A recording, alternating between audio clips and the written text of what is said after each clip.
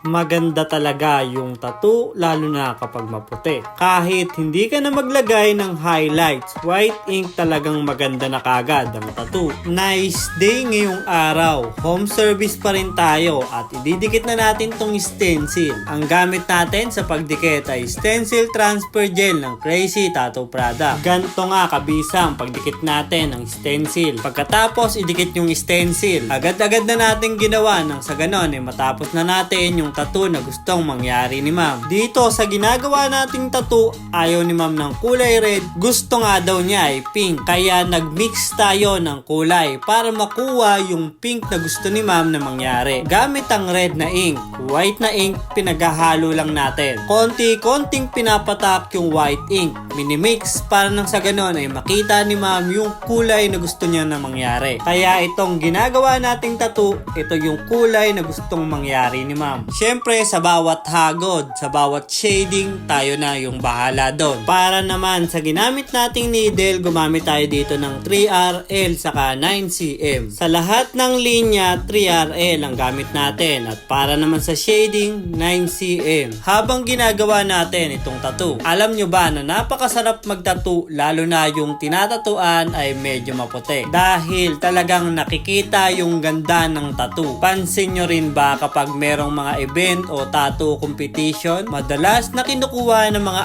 artist ay medyo may kaputian. Ginagawa yon ng mga artist para mas makita yung gagawin nilang pyesa. Dahil kahit gaano kaganda yung design ng tattoo na gagawin, kung medyo dark yung skin tone o maitim talaga, hindi aangat o lulutang yung mismong tattoo. Kung baga, hindi lalabas yung pinaka-itsura ng ginawa mong tattoo. Hindi siya titingka dahil sa medyo dark tone yung balat. Kahit lagyan mo pa ng sobrang daming white ink o highlights. Kaya kung mapapansin nyo rin kapag may nakita kayong maputing tao at may tattoo, parang 3D o nakaangat sa balat yung mismong tattoo nila. Sobrang gandang tignan at parang buhay na buhay yung tattoo at hindi mo kang paid. Para sa mga artist na hindi pa nakaka-experience na magtattoo dito sa part na to, gantong pwesto yung pinakamaganda para hindi ka mahirapan na magtattoo. Yung siko ni client ay papalagay mo sa bandang likod para nang sa ganon ay medyo mabatak yung mismong balat. Mai-stretch na kagad at hindi na mahihirapan masyado pumasok yung ink. Kapag nagtatattoo kasi sa part na to, medyo tumatalbog talaga yung needle. Lalong lalo na kapag hindi mo pa kabisado na magtattoo. Dahil kapag medyo malambot talaga yung part na tatatuan mo, ganun talaga yung nangyayari. Medyo mahirap ang magpapasok ng ink at tumatalbog lang yung needle. Katagalan naman, magagamay mo rin at malalaman mo yung mga technique. Malalaman mo lang yon kapag na-experience mo. Sa una, hindi mo pa alam kung ano yung tama, pero katagalan mong ginagawa, malalaman mo kung ano yung dapat na gawin. At hindi na natin to papatagalin pa, linisan na natin to gamit ang foaming soap ng Crazy Tattoo Product. At eto na nga yung kinalabasan sa ginawa nating tattoo kay ma'am. So sobrang excited na gustong makita ni ma'am yung tattoo niya, tinatanggal na niya yung kamay niya. Pero syempre, picturean muna natin at videohan. Pagkatapos ng tatuan, ito na nga yung kinalabasan sa ginawa naming tattoo. Dahil sa puti ni ma'am, ang gandang tignan.